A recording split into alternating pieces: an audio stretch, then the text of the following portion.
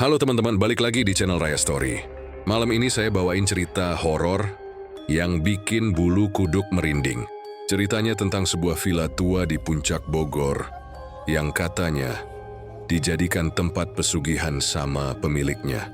Banyak orang penasaran, ada yang datang cuman pengen buktiin, tapi malah ngalamin gangguan yang nggak bisa mereka lupain seumur hidup. Jadi siapin nyali kalian, matiin lampu, dan dengerin ceritanya sampai habis.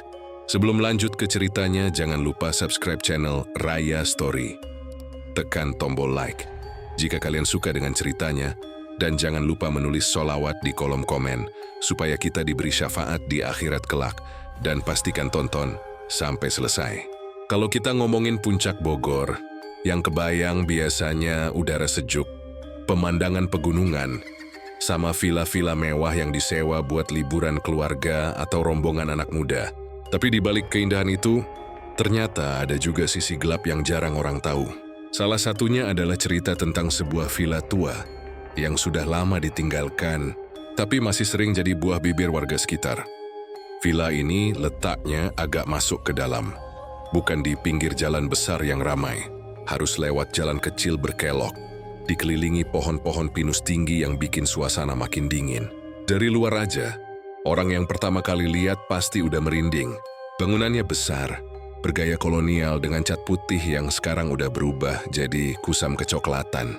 Beberapa jendelanya pecah, dan tirai dalamnya masih tergantung. Robek-robek kayak bekas dicakar sesuatu. Di bagian halamannya rumput liar tumbuh tinggi sampai setinggi pinggang. Ada juga pohon mangga tua yang cabangnya menjulur ke atap villa, bikin bayangan hitam yang menutupi hampir seluruh bagian depan rumah itu. Kalau siang hari aja udah bikin orang malas berhenti, apalagi kalau malam. Yang bikin makin aneh, warga sering lihat ada lampu villa yang nyala sendiri di tengah malam. Padahal jelas-jelas listrik di sana udah diputus bertahun-tahun. Pernah satu kali ada tukang ojek online yang lewat sekitar jam 2 pagi. Katanya waktu itu dia nganter penumpang dan harus lewat jalan dekat villa itu. Dari jauh dia lihat ada cahaya kuning redup di salah satu kamar lantai 2. Dia mikir, mungkin ada orang yang ngekos atau masih dipakai orang. Tapi pas motornya makin deket, cahaya itu tiba-tiba padam. Seperti cerita tentang villa itu nggak berhenti di situ.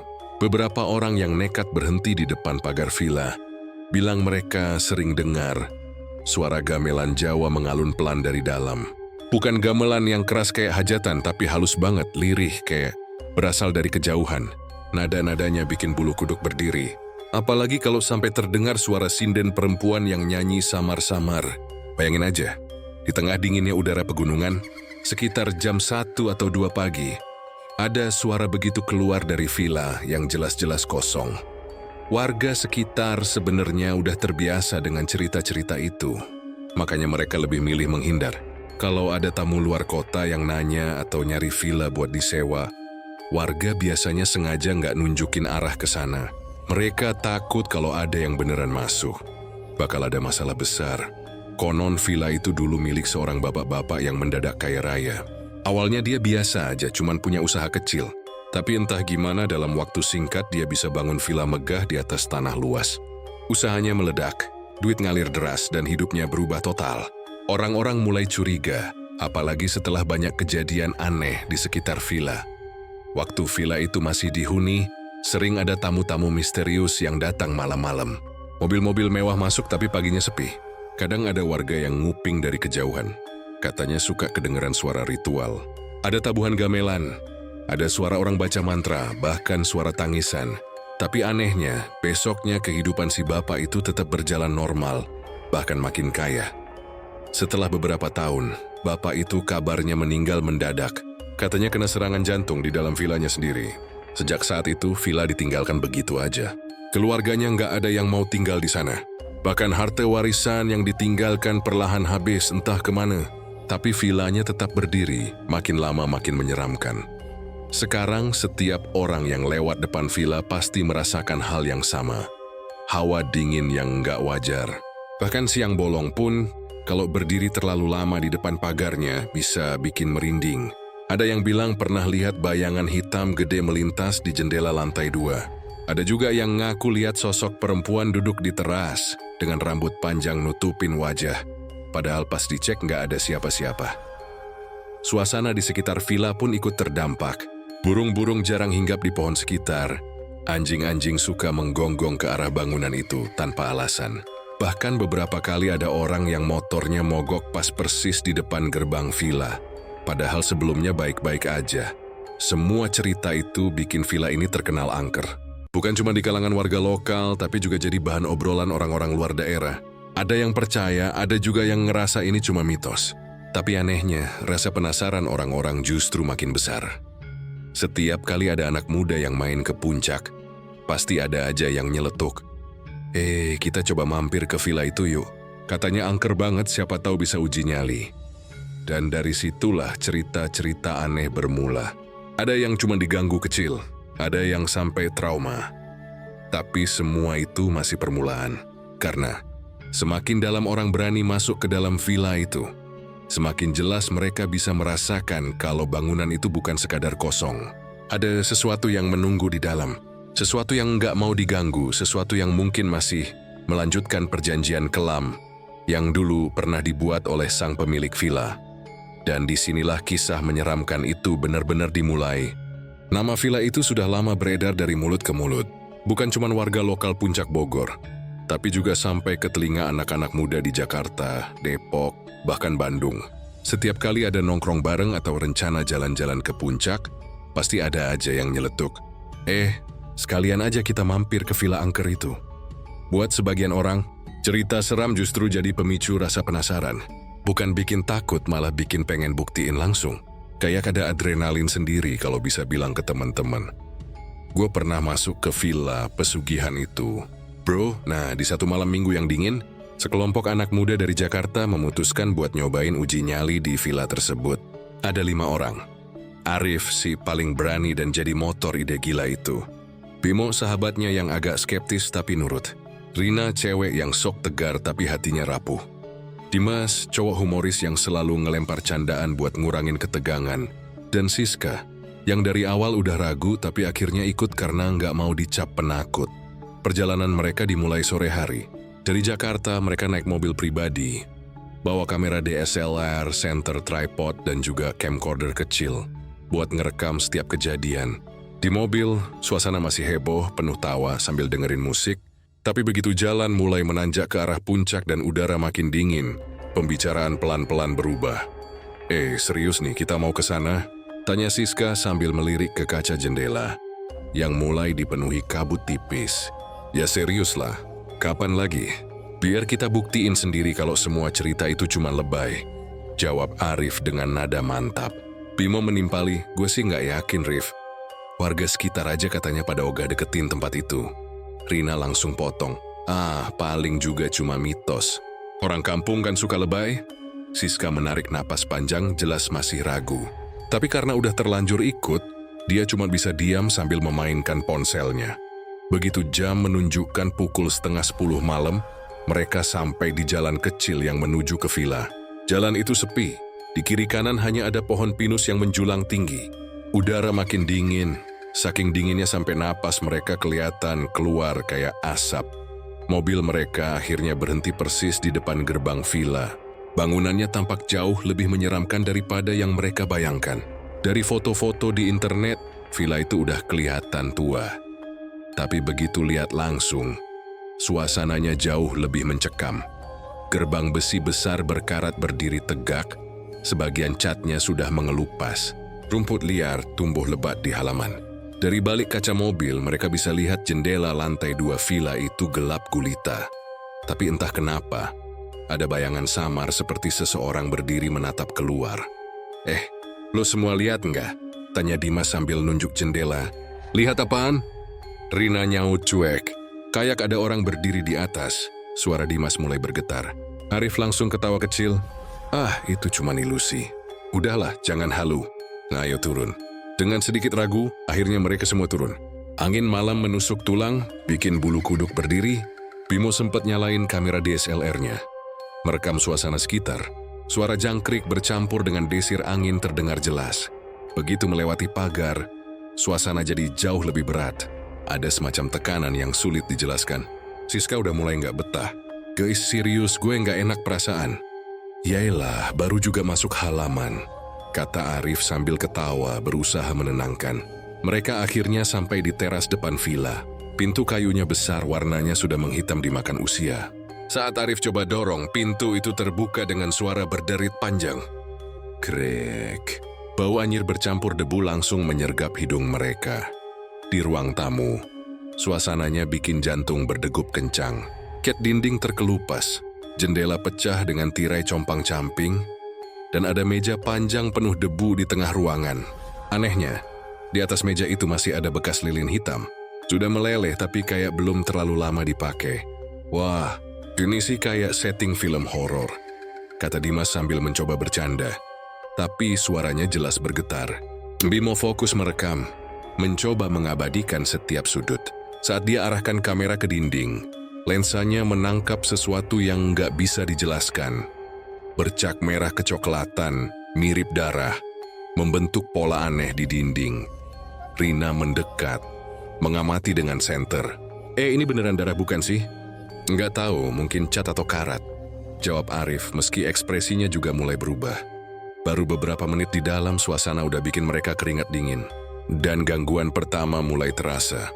Dari aku lantai 2 terdengar suara tok, tuk, tuk, seperti langkah kaki pelan. Mereka semua spontan saling pandang. Siapa tuh? Bisik Siska, matanya membesar. Paling tikus atau kayu lapuk, kata Arif meski suaranya jelas menahan rasa takut. Tapi langkah kaki itu nggak berhenti. Malah makin jelas, seolah ada seseorang berjalan bolak-balik di atas. Bimo yang masih merekam ikut panik, kamera di tangannya gemetar. Guys, serius itu bukan tikus. Berat banget suaranya. Rina mulai ketakutan tapi Arif tetap ngeyel. Udahlah, kita naik aja. Kita buktikan langsung kalau ini cuma sugesti. Lo gila? Bentak Siska. Kalau lo takut, lo tunggu di mobil aja, jawab Arif. Akhirnya, dengan langkah berat, mereka semua memutuskan naik tangga. Senter di tangan Bimo berkedip-kedip seolah kehabisan baterai. Di lantai 2, hawa dinginnya jauh lebih menusuk, bikin bulu kuduk mereka makin berdiri. Lorong panjang terbentang di depan mereka, dengan beberapa pintu kamar di kanan kiri. Ujung lorong tampak gelap gulita. Mereka maju perlahan, kaki mereka menginjak lantai kayu yang berderit di setiap langkah. Tiba-tiba Rina teriak kecil. Astaga, gue lihat sesuatu barusan. Apa? Tanya Dimas panik. Cewek, rambut panjang, di ujung lorong. Dia berdiri ngadep ke kita terus. Hilang. Mereka semua berhenti, keringat dingin mulai bercucuran. Siska udah gemetaran sambil menggenggam tangan Rina. Bimo sempat arahkan kamera ke ujung lorong, tapi yang terekam cuman bayangan gelap. Arif berusaha tenang meski wajahnya pucat. Udah, jangan halu. Cek kamar aja. Mereka pun buka salah satu pintu kamar. Pintu itu terbuka dengan suara berderit panjang. Di dalam, ada ranjang tua berdebu, kasurnya bolong-bolong. Dan di pojok kamar ada meja kecil dengan dupa bekas terbakar. Bau aneh langsung menyeruak, bikin mereka hampir muntah. Saat Rina menyorot meja dengan senter, tiba-tiba pintu kamar di belakang mereka terbanting keras. Bam, mereka semua teriak kaget. Siska udah hampir nangis. Gue nggak kuat. Gue pengen pulang sekarang juga. Tapi sebelum mereka bisa keluar, dari dalam kamar terdengar suara lirih seorang laki-laki tua. Berbisik pelan, kalian mau kaya? Tinggalin salah satu teman kalian di sini. Kamar mendadak jadi sangat dingin. Napas mereka terlihat jelas seperti asap putih. Dimas menjatuhkan kameranya saking paniknya. Mereka semua langsung mundur ke pojok ruangan, saling berpegangan. Bimo gemetar sambil terus menyalakan kamera, mencoba merekam bukti. Tapi entah kenapa layar kamera berkedip lalu mati sendiri, padahal baterainya masih penuh. Rif, lo masih mau bilang ini cuma sugesti? Bisik Bimo dengan wajah pucat. Arif nggak bisa jawab. Untuk pertama kalinya, dia benar-benar merasa kalau mereka sudah membuat kesalahan besar dengan masuk ke villa itu. Setelah suara lirih dari kamar itu terdengar, suasana makin kacau. Kelima anak muda itu saling pandang dengan wajah pucat. Tidak ada yang berani bersuara keras. Hanya suara napas mereka yang terdengar cepat, bercampur dengan dingin menusuk yang semakin pekat. Arif, yang tadinya jadi paling berani, akhirnya ikut terdiam. Matanya menatap lurus ke arah pintu kamar yang baru saja terbanting. Dari balik celah pintu, ada bayangan gelap yang bergerak pelan, seperti seseorang berjalan mondar-mandir. Padahal jelas tidak ada siapapun selain mereka. Gue bilang juga apa? Bisik Siska dengan suara bergetar. Ini tempat nggak bener, kita harus keluar sekarang juga. Gue setuju, saut Bimo cepat. Dia sudah nggak peduli lagi sama uji nyali atau gengsi. Tapi Arif menahan mereka. Tunggu, kalau kita kabur sekarang kita nggak bakal punya bukti apa-apa. Orang-orang pasti bilang kita cuma lebay. Gue pengen tunjukin ke semua orang kalau emang ada sesuatu di sini. Lo gila, Rif. Nyawa taruhannya. Bentak Rina, suaranya hampir pecah menahan tangis. Sementara mereka berdebat, tiba-tiba udara kamar berubah.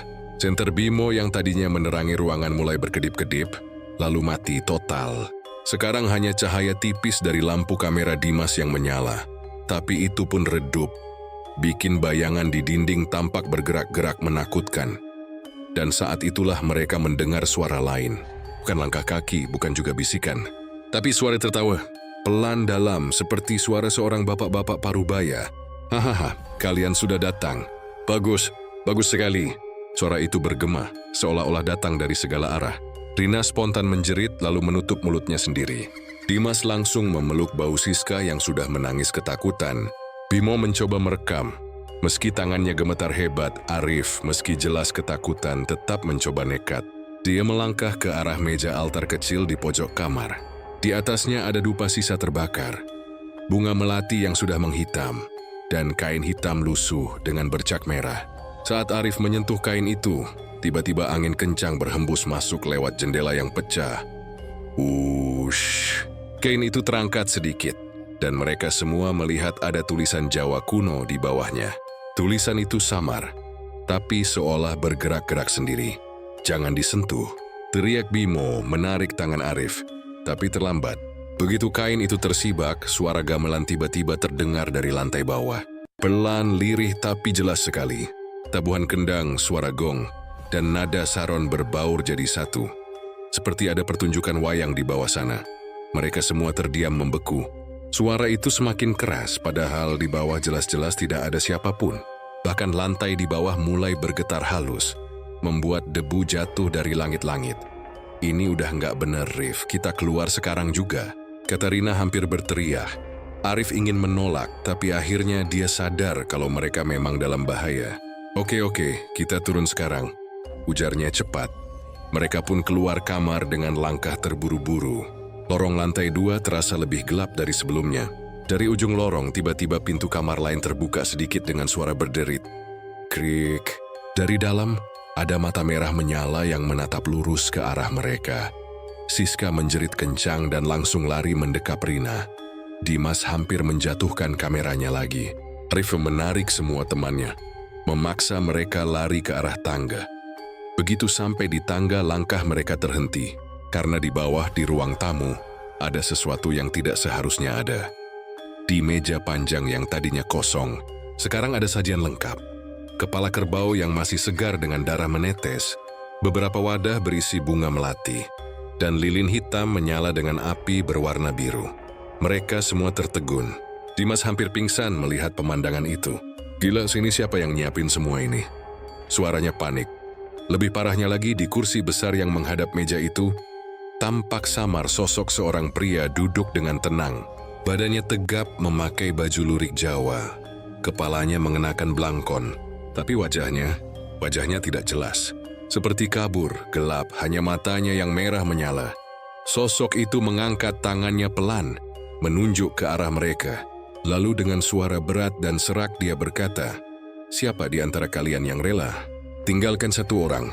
Hanya itu syaratnya." Siska langsung jatuh terduduk menangis histeris. Rina menutup telinganya sambil teriak-teriak nggak jelas. Bimo mencoba menarik mereka semua menjauh, tapi tubuhnya serasa berat. Seakan ada yang menahan dari belakang. Arif, untuk pertama kalinya, kehilangan kendali. Dia berteriak sekencang-kencangnya, "Kita nggak mau. Lepasin kita. Kami cuma mau pergi." Tawa bapak itu menggema lagi keras sampai membuat kaca jendela bergetar. Lilin di atas meja menyala semakin terang. Sementara kepala kerbau itu tiba-tiba bergerak, matanya terbuka, menatap mereka. Tidak ada yang bisa keluar. Tanpa bayar harga, bisik sosok itu sebelum mendadak menghilang begitu saja. Tapi gangguan belum berhenti. Dari arah dapur terdengar suara langkah banyak orang mendekat. Bukan satu, tapi seperti puluhan. Irama gamelan makin keras bercampur dengan suara-suara orang berbisik dalam bahasa Jawa yang tidak mereka mengerti. "Cepat, kita kabur sekarang!" teriak Bimo. Mereka semua langsung lari ke arah pintu utama. Tapi pintu itu, yang tadinya terbuka, sekarang tertutup rapat. Arif mencoba menarik gagangnya sekuat tenaga. Tapi pintu itu tidak bergerak sama sekali. Seakan ada yang menguncinya dari luar. Siska jatuh terduduk di lantai, menutup wajahnya sambil menangis keras. Rina sudah gemetaran parah, tubuhnya nyaris kaku. Dimas meski panik tetap memaksa merekam. Seolah itu satu-satunya cara untuk membuktikan kalau semua ini nyata. Tiba-tiba, dari lantai atas terdengar suara teriakan panjang. Suara perempuan melengking, penuh penderitaan. Teriakan itu membuat bulu kuduk mereka berdiri semua. Suara itu begitu nyata, sampai getarannya terasa di dada. Mereka semua menoleh ke atas, dan yang terlihat membuat mereka hampir kehilangan akal sehat. Di ujung tangga berdiri sosok perempuan berambut panjang. Wajahnya pucat dengan mata hitam pekat. Bajunya putih lusuh penuh darah, dan mulutnya terbuka lebar tidak wajar. Mengeluarkan jeritan yang tidak manusiawi. Sosok itu mulai menuruni tangga perlahan. Matanya tidak lepas dari mereka. "Ya Allah, tolong kita," bisik Siska sambil menangis terseduh. Mereka semua terpaku tidak tahu harus lari kemana. Di depan ada meja ritual dengan kepala kerbau hidup. Di belakang ada suara langkah-langkah mendekat. Dan dari atas ada sosok perempuan menyeramkan. Suasana makin mencekam. Villa itu seakan-akan hidup. Dindingnya bergetar, lantainya berderit. Udara dipenuhi aroma anyir darah bercampur bunga melati busuk. Mereka terjebak dalam mimpi buruk yang tidak ada jalan keluarnya.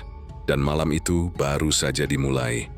Malam tua, udara di puncak makin dingin menusuk tulang. Kabut turun lebih pekat dari biasanya, menutupi hampir seluruh jalanan di sekitar villa. Angin berdesir pelan, tapi ada suara lain yang terdengar samar-samar, seperti bisikan orang membaca doa atau mantra. Raka yang dari sore tadi sudah merasakan hal aneh, akhirnya memutuskan untuk tidak tidur. Dia duduk di kursi ruang tengah, matanya menatap keluar jendela yang kacanya penuh embun. "Kenapa kayak ada orang ngobrol ya?"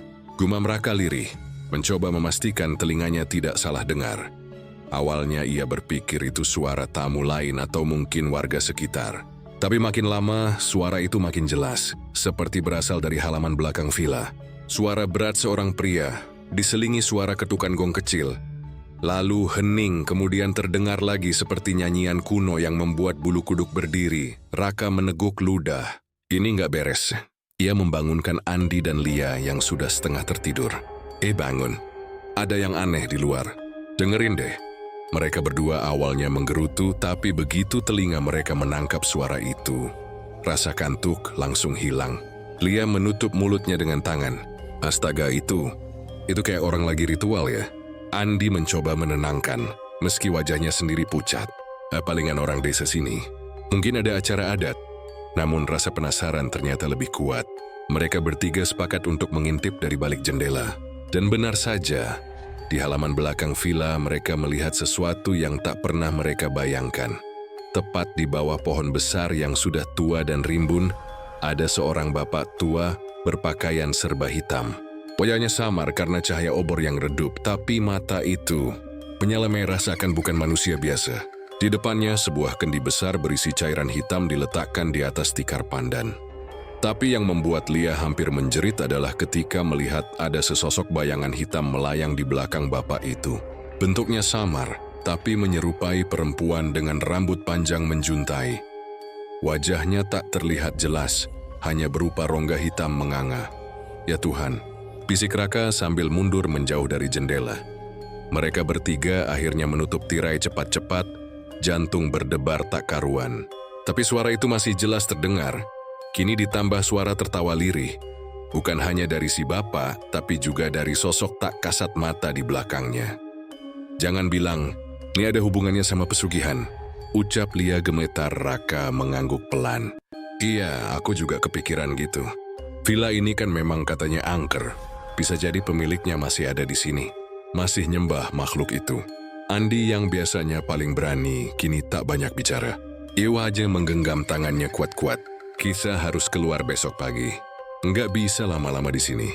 Namun malam itu terasa sangat panjang. Suara ritual tak berhenti sampai ayam jantan berkokok.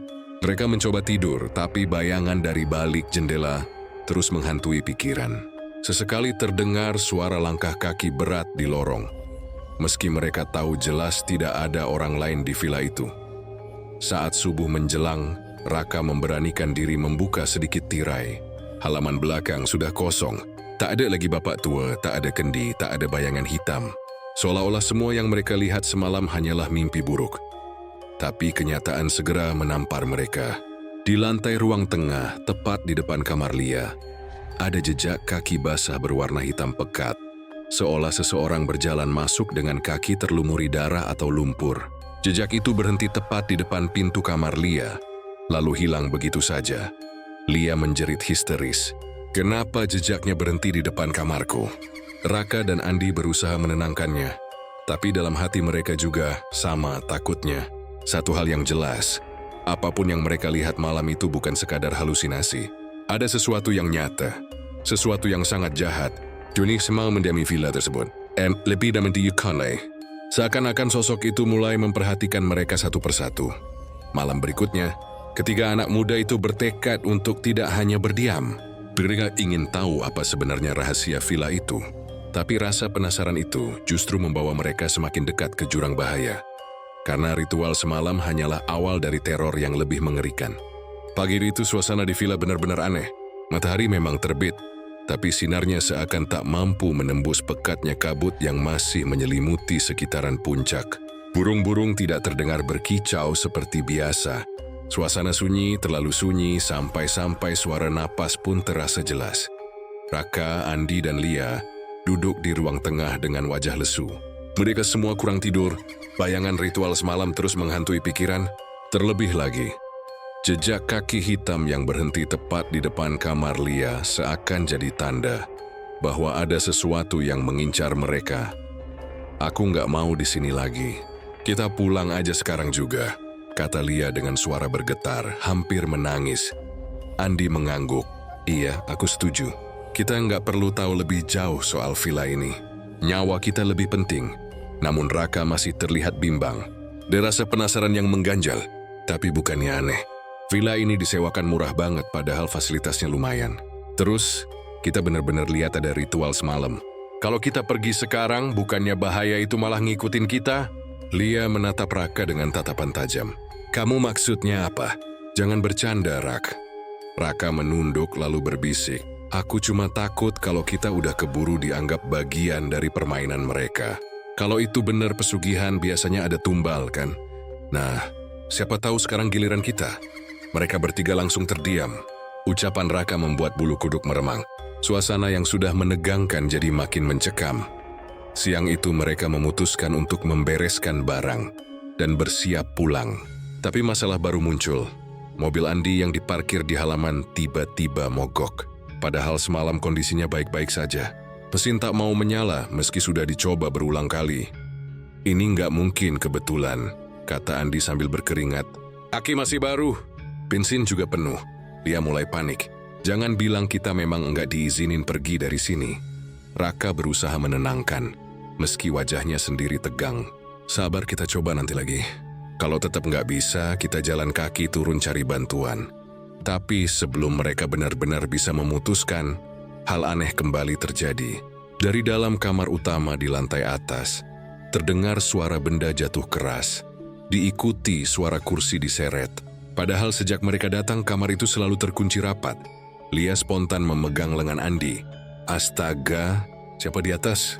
Andi meraih sebuah tongkat kayu yang tergeletak di dapur. Aku cek. Gila kamu, Andi, jangan. Seru Lia, tetapi rasa penasaran Andi terlalu besar. Raka akhirnya ikut naik untuk berjaga. Dengan langkah hati-hati, mereka mendekat ke kamar utama. Pintu yang sebelumnya terkunci, kini terbuka sedikit, berderit pelan ketika disentuh. Begitu pintu didorong lebih lebar, aroma busuk langsung menyeruak. Bau anyir bercampur amis menusuk hidung sampai bikin mual. Aduh, baunya. Raka menutup hidungnya. Di dalam kamar, terlihat ranjang besar dengan sprei putih yang sudah menguning penuh bercak hitam. Di sudut ruangan ada lemari tua, pintunya terbuka separuh. Tapi yang paling mencolok adalah meja kecil di dekat jendela. Penuh dengan sesajen, kemenyan, bunga 7 rupa, dan sebuah mangkuk besar berisi cairan merah yang masih segar. Apa ini? Darah? Tanya Andi dengan suara bergetar. Raka tidak menjawab. Matanya terpaku pada sebuah foto tua yang tergeletak di atas meja itu. Foto seorang bapak-bapak paruh baya dengan tatapan tajam, berdiri di depan villa yang sama. Itu kayaknya pemilik villa, bisik Raka. Tiba-tiba pintu lemari di sudut ruangan berderit sendiri. Dari dalamnya muncul sesuatu yang membuat darah mereka membeku. Sesosok perempuan dengan wajah hancur, matanya kosong, kulitnya pucat kebiruan, rambut panjang berantakan menutupi sebagian wajah. Ia berjalan tertatih keluar dari lemari, sambil mengeluarkan suara rintihan rendah. Andi mundur sambil menahan teriak, Astaga! Astaga! Rak, lari. Mereka langsung berlari keluar kamar, menuruni tangga secepat mungkin. Lia yang menunggu di bawah ikut panik ketika melihat wajah mereka pucat pasi. Ada apa? Kalian lihat apa? Jangan tanya. Pokoknya kita harus keluar dari sini sekarang juga. Teriak Raka. Mereka bertiga berlari ke arah mobil lagi. Mencoba sekali lagi menyalakan mesin. Namun anehnya, kunci starter macet. Bahkan kunci itu tak bisa diputar sama sekali. Seolah ada tangan gaib yang menahannya. Lia menangis histeris. Kita terjebak. Kita nggak bisa keluar. Tiba-tiba terdengar suara tertawa lirih dari arah villa. Suara itu berat, pelan, tapi jelas berasal dari bapak tua yang mereka lihat semalam melakukan ritual. Kenapa buru-buru pergi? Hahaha, kalian belum selesai di sini. Ketiganya langsung menoleh. Di teras villa benar-benar terlihat sosok bapak tua itu. Pakaiannya masih serba hitam. Matanya merah menyala dan senyum menyeramkan menghiasi wajahnya. Di belakangnya, berdiri bayangan hitam tinggi menjulang. Dengan tangan panjang menjulur ke arah mereka. Raka, Andi, dan Lia kaku, tak mampu bergerak. Tubuh mereka seakan dipaku di tempat. Suara detak jantung berdentum keras di telinga. Aku bilang apa? Bisik Raka lirih. Kita udah dianggap bagian dari pesugihan ini. Suara bapak tua itu makin keras, menggema di tengah kabut tebal. Kalau mau kekayaan, harus ada tumbal. Dan kalian sudah dipilih. Malam kembali turun dengan cepat, padahal baru sore. Langit mendadak gelap, kabut makin pekat, dan villa itu kini terasa hidup. Seakan-akan seluruh dinding, jendela, dan pintunya bernapas. Mereka bertiga sadar, teror sebenarnya baru saja dimulai. Malam itu villa benar-benar berubah jadi neraka. Angin berhembus kencang, jendela-jendela bergetar, pintu-pintu berderit sendiri. Seakan seluruh bangunan hidup. Lampu di ruang tengah berkedip-kedip, kadang menyala, kadang padam. Bayangan di dinding menari-nari. Bentuknya bukan manusia, melainkan siluet menyeramkan dengan kepala panjang dan tangan mencakar. Raka, Andi, dan Lia berkumpul di ruang tengah. Wajah mereka pucat pasi. Ketiganya gemetar, keringat bercampur air mata. Sejak munculnya bapak tua itu, mereka tahu tak ada jalan keluar. Aku nggak kuat, Ndi, Ra. Aku takut banget. Lia terus menangis sambil memeluk lututnya. Raka mencoba berpikir jernih, meski kepalanya juga berputar karena ketakutan. Kita harus tetap tenang. Kalau panik, kita malah gampang jadi sasaran. Andi, yang biasanya paling berani, kini justru tampak linglung. Pandangannya kosong, seakan pikirannya mulai diambil alih sesuatu. Kenapa kita yang dipilih ya? Dari sekian banyak orang, kenapa harus kita? Suaranya pelan, nyaris seperti berbisik ke dirinya sendiri. Raka langsung mengguncang bahunya. Liwat, jangan mikirin gitu. Fokus sama aku. Namun tiba-tiba, terdengar suara ketukan keras dari pintu depan. Dug, duduh. Semua terdiam, ketukan itu tidak seperti orang biasa. Terlalu berat, terlalu dalam, seperti tulang besar yang menghantam kayu. Ketika ketukan berhenti, terdengar suara serak bapak tua itu. Buka pintunya. Biar kalian cepat selesai. Jangan melawan. Lia langsung menjerit histeris. Jangan dibuka, jangan. Raka memeluknya, sementara Andi justru berdiri perlahan. Seperti orang kesurupan. Berjalan mendekati pintu. Matanya kosong, langkahnya kaku. Andi, jangan! Raka berteriak lalu berlari menarik tubuh sahabatnya itu. Tapi entah kenapa tenaga Andi begitu besar. Dia terus berusaha meraih gagang pintu. Lia ikut menahan menangis ketakutan. Andi sadar. Itu bukan kamu. Tiba-tiba listrik villa padam total. Gelap gulita menyelimuti ruangan. Yang terdengar hanyalah suara napas mereka yang panik, bercampur dengan suara tawa bapak tua dari luar. Hahaha. Yang lemah memang akan dipilih duluan. Dalam kegelapan tiba-tiba Andi menjerit panjang. Raka dan Lia kaget mencari-cari sahabatnya itu dalam gelap. Ketika kilatan petir menyambar dari luar jendela, sekejap mata mereka melihat pemandangan mengerikan. Tubuh Andi terangkat di udara, seperti dicekik oleh tangan tak kasat mata. Wajahnya membiru, matanya terbalik ke atas. Andi! Raka mencoba meraih, tapi tubuh Andi melayang ke arah pintu, lalu terbanting keras hingga pintu itu terbuka. Kabut pekat langsung masuk ke dalam ruangan, dinginnya menusuk tulang. Dari celah pintu, terlihat bapak tua itu berdiri dengan senyum mengerikan. Di sampingnya bayangan hitam raksasa dengan mulut menganga lebar. Dia, sudah milik kami, kata bapak tua itu datar. Seketika tubuh Andi terseret keluar begitu saja, menghilang di telan kabut. Jeritannya terakhir terdengar sayup, lalu hening. Lia jatuh terduduk menangis histeris. Duduk, Andi. Raka hanya bisa menatap kosong, tubuhnya gemetar hebat. Sahabat yang tadi duduk bersamanya, kini raib dalam sekejap mata. Ia ingin menolong, tapi kekuatan yang mereka hadapi bukan lagi sesuatu yang bisa dijelaskan logika manusia. Setelah kejadian itu, pintu depan menutup sendiri dengan keras. Brak, kabut tetap mengisi ruangan, membuat napas mereka terasa berat. Raka menggenggam tangan Lia erat-erat. Kita nggak boleh nyerah. Kita harus cari cara keluar, atau kita bakal nyusul Andi. Tapi Lia sudah setengah putus asa. Kamu nggak lihat, Rah? Mereka terlalu kuat. Kita cuma manusia biasa. Andi aja diambil depan mata kita. Giliran siapa lagi setelah ini? Aku, kamu. Shh, jangan bilang gitu. Raka menahan tangisnya sendiri. Kalau kita kehilangan harapan, kita udah kalah. Mereka lalu memutuskan untuk bersembunyi di kamar kecil dekat dapur. Ruangan itu sempit tapi cukup untuk berlindung sementara. Raka menutup pintu rapat-rapat, menumpuk kursi dan meja kecil di depannya. Suasana makin mencekam. Dari luar, terdengar suara langkah kaki berat berkeliling villa. Sesekali terdengar suara geraman rendah, seperti binatang buas bercampur dengan suara bisikan tak jelas. Satu sudah diambil. Tinggal dua lagi. Lia menutup telinganya dengan kedua tangan, menangis tanpa suara. Raka mencoba menahan rasa takut, meski jantungnya serasa mau pecah. Malam itu berjalan begitu lambat. Detik demi detik terasa seperti jam. Bau kemenyan tiba-tiba memenuhi ruangan padahal mereka tidak menyalakan apa-apa. Udara semakin pengap, dan dinding kamar mulai terdengar diketuk dari luar. Toh, tok, tok. Suara itu disusul dengan bisikan lirih di telinga Lia, meski jelas-jelas tak ada siapapun di dalam ruangan. Lia, giliranmu. Lia langsung menjerit keras. Pergi, jangan sentuh aku. Raka memeluknya, mencoba menenangkan. Tenang, itu cuma trik mereka. Jangan dengarkan. Namun semakin lama, bisikan itu makin keras berubah. Jadi suara tangisan perempuan. Suara itu memenuhi seluruh ruangan, membuat mereka hampir gila. Tiba-tiba meja dan kursi yang mereka tumpuk di depan pintu terhempas begitu saja. Seolah ada tenaga raksasa yang menendang dari luar. Pintu terbuka lebar, dan di ambang pintu berdiri sosok perempuan berambut panjang dengan wajah hancur. Makhluk yang sebelumnya keluar dari lemari. Matanya kosong, mulutnya robek lebar hingga ke pipi, mengeluarkan cairan hitam pekat. Ia berjalan pelan ke arah Lia, sambil mengulurkan tangan pucat penuh darah. Ikut aku.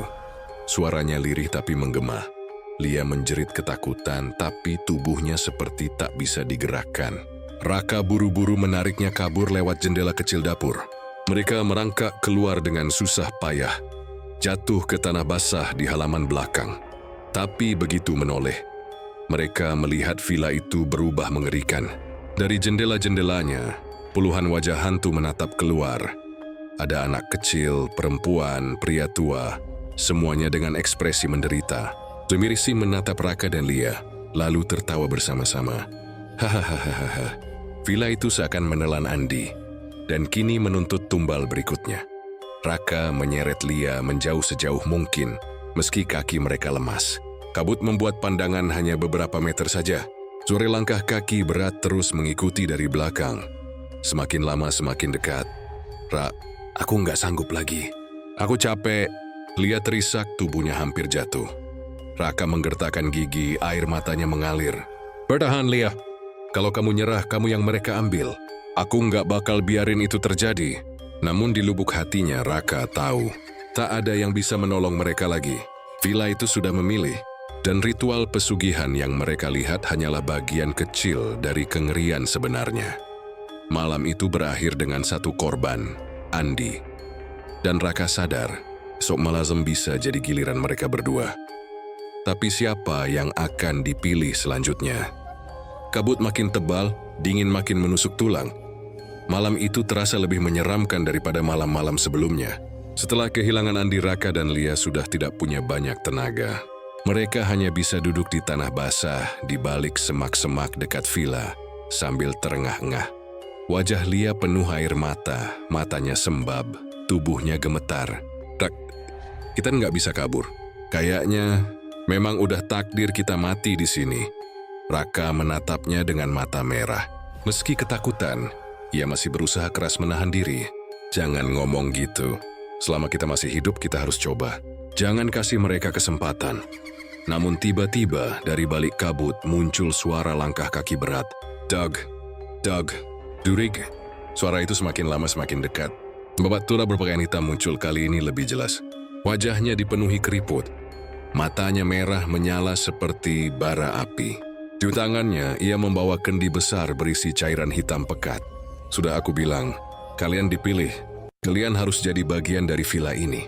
Suaranya serak namun menggema kuat. Lia menjerit. Kenapa harus kami? Kenapa enggak orang lain? Papan itu tertawa kecil. Karena kalian datang sendiri. Siapapun yang melangkah ke dalam villa ini tanpa izin, dianggap rela menyerahkan dirinya. Itulah perjanjianku dengan mereka. Raka berdiri, menahan amarah dan takutnya. Jadi sih, kamu memang pelaku pesugihan itu? Kamu tumbalkan orang-orang yang datang ke sini. Bapak tua itu mengangguk tenang.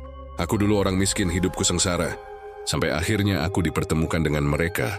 Sebagai gantinya, aku harus menyerahkan nyawa orang-orang yang datang. Harta kekuasaan semuanya jadi milikku. Dan villa ini, rumah bagi roh-roh yang telah jadi tumbal. Raka mengepalkan tangan, marah sekaligus ngeri. Lia hanya bisa terisak, tak mampu berkata apa-apa lagi. Tiba-tiba tanah di sekitar mereka bergetar. Dari balik kabut, muncul sosok hitam raksasa dengan tubuh tinggi. Kepala menyerupai tengkorak. Mulutnya menganga lebar dengan gigi-gigi panjang. Tangan hitamnya menjulur, seolah siap meraih tubuh mereka. Itu yang kamu sembah? Teriak Raka. Bapak tua itu tersenyum lebar. Dialah tuanku. Dialah yang memberiku segalanya. Dan kalian akan jadi makanan berikutnya. Raka tahu mereka tidak punya banyak pilihan. Kalau hanya berlari, mereka akan tertangkap juga. Dia menarik Lia untuk lari ke arah sebaliknya, ke dalam villa. Rak, kenapa masuk lagi ke villa? Lia menolak, tapi Raka memaksa. Percaya sama aku. Satu-satunya cara keluar dari ini semua ada di dalam. Dengan susah payah mereka masuk lewat pintu samping yang setengah terbuka. Begitu masuk, bau busuk dan amis kembali menyambut. Lantai penuh jejak lumpur hitam. Dari dinding terdengar suara tangisan dan bisikan tak henti-henti. Namun Raka yakin, kalau ada perjanjian pesugihan, pasti ada pusat kekuatannya. Kalau itu dihancurkan, mungkin mereka bisa keluar. Mereka naik ke lantai 2. Tangga berderit setiap diinjak seolah protes karena beban. Di sana mereka menemukan sebuah ruangan terkunci, tapi pintunya rapuh. Hanya sekali tendang dari Raka langsung terbuka. Ruangan itu gelap, tapi di tengahnya ada meja besar.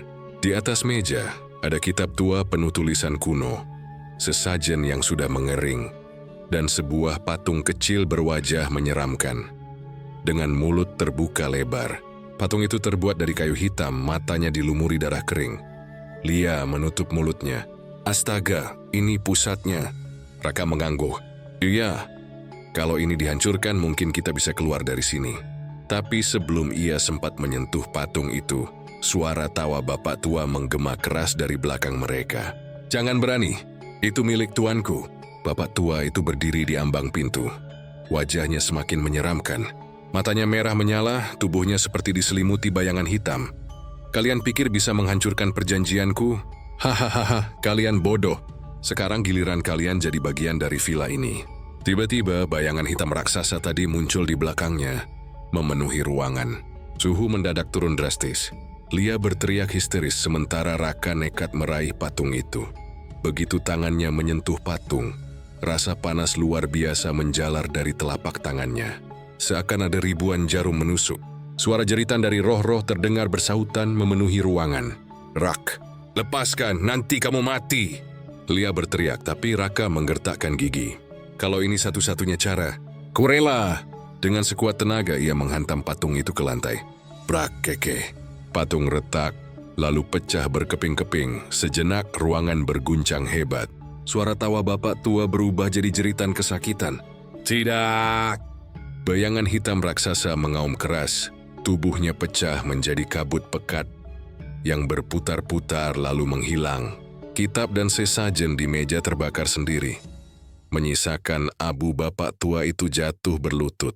Tubuhnya menghitam, lalu meledak jadi abu yang berterbangan. Jeritannya menggema hingga ke seluruh villa. Seketika, semua suara tangisan dan bisikan dari dinding menghilang. Suasana hening. Lampu-lampu yang sebelumnya mati menyala kembali. Kabut di luar mulai menipis, Raka terhuyung jatuh, tubuhnya lemah. Lia buru-buru memeluknya. Rak, kamu nggak apa-apa. Raka tersenyum lemah. Aku masih hidup. Mereka berdua saling berpelukan, menangis lega. Villa itu kini benar-benar hening. Pagi pun tiba. Sinar matahari akhirnya menembus kabut. Villa yang semalam begitu menyeramkan, kini tampak sepi. Hampir seperti bangunan tua biasa yang tak terurus. Raka dan Lia berjalan keluar dengan sisa tenaga yang ada. Mobil mereka entah kenapa kini bisa menyala dengan mudah. Tanpa berpikir panjang, mereka langsung tancap gas meninggalkan villa angker itu. Di perjalanan turun, Lia menatap keluar jendela. Matanya masih penuh trauma. Kita selamat, Rak, tapi Andi... Raka menunduk menahan air mata. Iya, dia nggak kembali. Tapi setidaknya, kita bisa keluar. Kita harus ceritain semua ini, biar nggak ada orang lain yang datang ke sana. Namun, saat mobil melaju semakin jauh dari villa, Raka sempat menoleh ke kaca spion. Untuk sesaat, dia melihat sesuatu yang membuat jantungnya berhenti berdetak.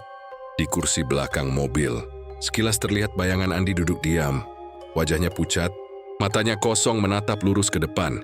Raka spontan menoleh ke belakang, tapi kursi itu kosong. Rak, kenapa? Tanya Lia melihat wajahnya pucat. Raka menggeleng pelan, mencoba menutupi rasa takutnya. Enggak apa-apa. Namun dalam hati ia tahu, Andi mungkin sudah jadi bagian dari villa itu. Tapi roh Andi mungkin masih mengikuti mereka. Terima kasih sudah menonton channel Raya Story. Terus dukung channel ini dengan cara komen, like, share, jika ada kesamaan nama tokoh, tempat kejadian, ataupun cerita. Itu adalah kebetulan semata.